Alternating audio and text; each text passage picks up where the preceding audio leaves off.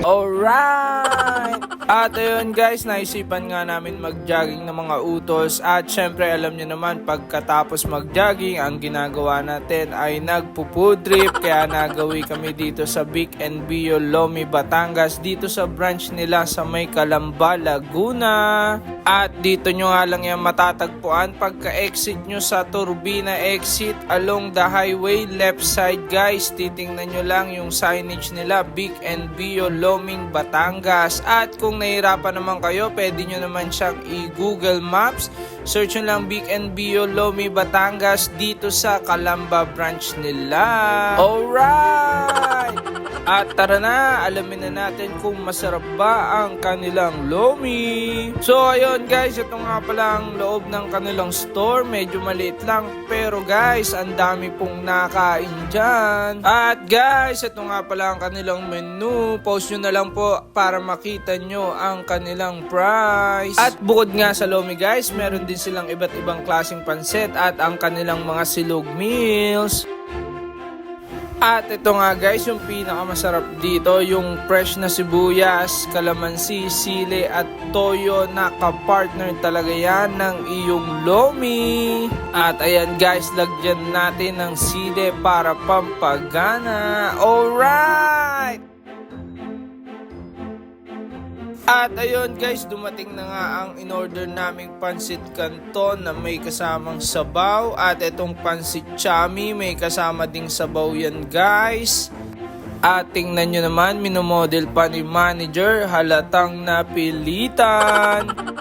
At sakto nga guys, pagpunta namin dito, nandito rin pala si Alden Richard at nagpo-promote pa siya ng pansit chami. So ayan guys, yung kanilang pansit, hahalu-haluin na natin guys. Ayan, natatakam ka na ba? Ayan, alright!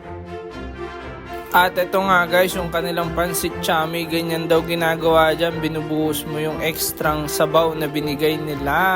At kitang kita mo naman, napakasarap. At kapag nilagay nyo nga guys yung kanilang sabaw, napakasosi na nitong kanilang pansit chami. At may toppings pa na isang buong itlog. Kaya talagang nakakatakam. At ayan ang mga utol, sinimulan ng tikman. So tara guys, husgahan na natin to. At syempre napakasarap niyang i-partner talaga sa tinapay. Napaka-carbs overload talaga.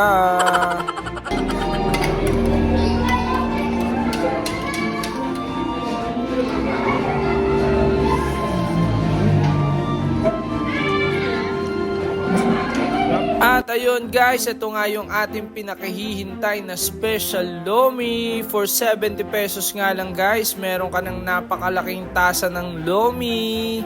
At ayan, nabigla nga kami dahil di namin alam ganyan pala kalaki ang lomi nila. Nag-order pa kami ng tagi-tagisa. Bukas ako na kayo.